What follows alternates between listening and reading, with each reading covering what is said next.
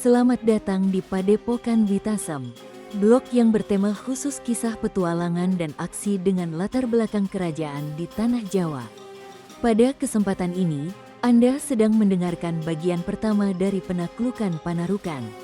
Di dalam bab ini, dikisahkan mengenai rencana Sultan Trenggana yang ingin membuat kampanye militer ke wilayah timur Pulau Jawa serta pernak-pernik kisah imajiner yang dikembangkan dari gagasan besar tersebut.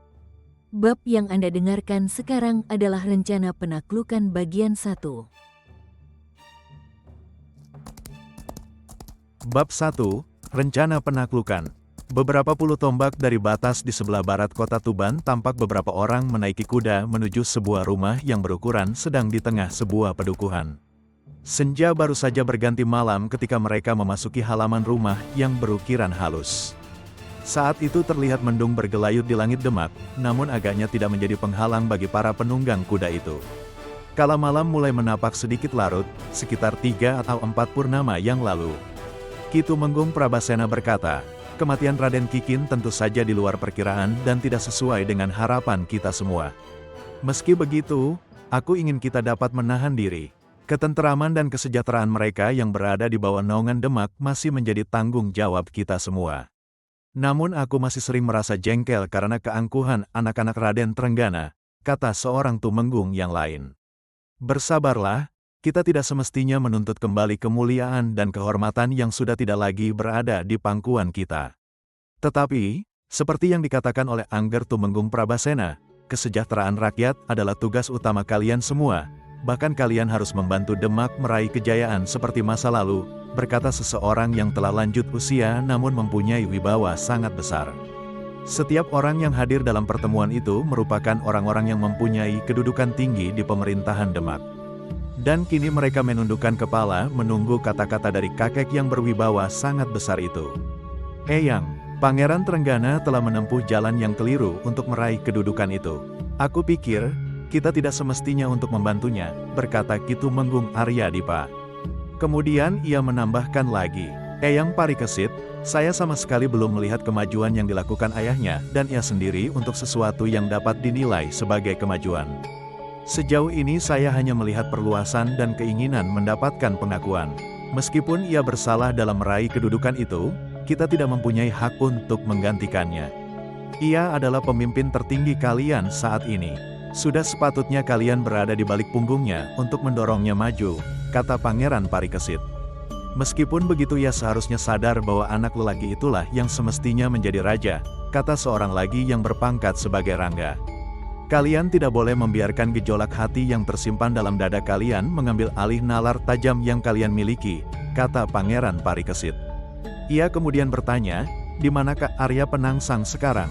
Ia berada dalam pengamatan Ki Matahun, jawab Ki Tumenggung Prabasena.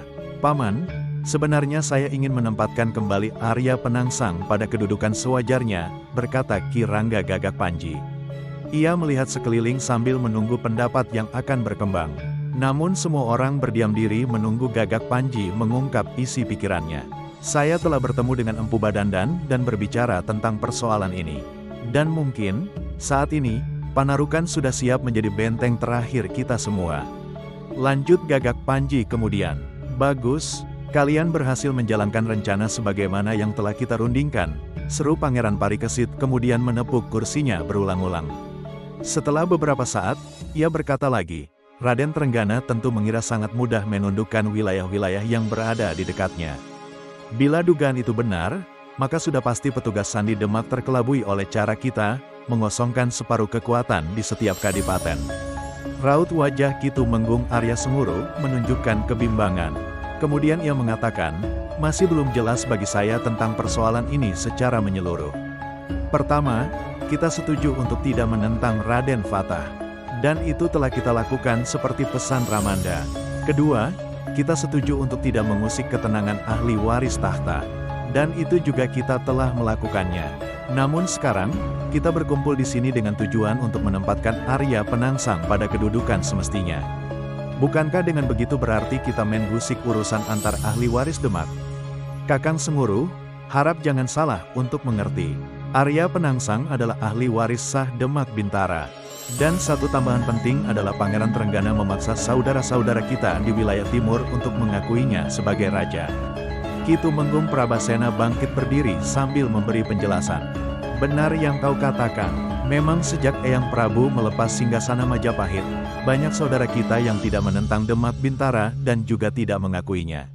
Kita balik lagi, aku ingin kita kembali pada pesan Eyang Prabu. Bahwa kita tidak menyentuh persoalan tahta. Ki Tumenggung Arya Senguru agaknya mulai mengerti arah pertemuan yang mereka adakan itu. Nah, kita tidak menyentuhnya, tetapi kenyataan sekarang adalah Pangeran Trenggana menggunakan kekerasan agar bekas wilayah bawahan mengakuinya sebagai raja.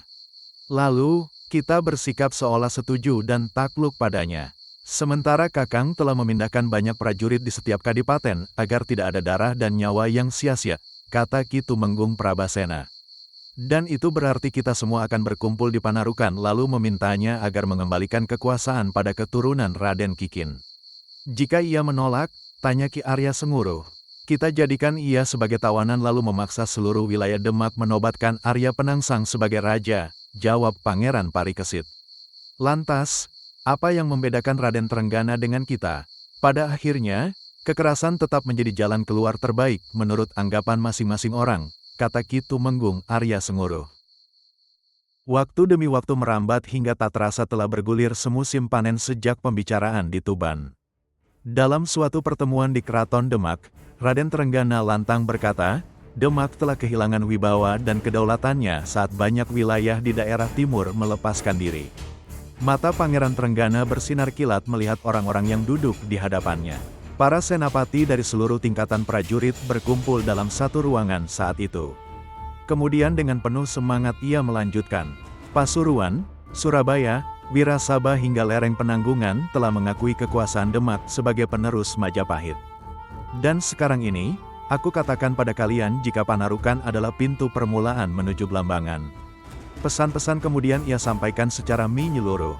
Tak lama kemudian ia membubarkan pertemuan agung yang dihadiri semua pemimpin prajurit dari berbagai tingkatan.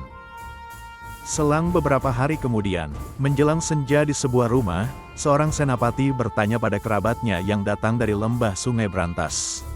Bagaimana kita dapat mengakui kekuasaan mereka, sementara raja mereka tidak mendapatkan pengesahan dari kita semua? Kakang Aryadipa, tentu saja ia akan melakukan usaha untuk menundukkan saudara-saudara kita di wilayah timur.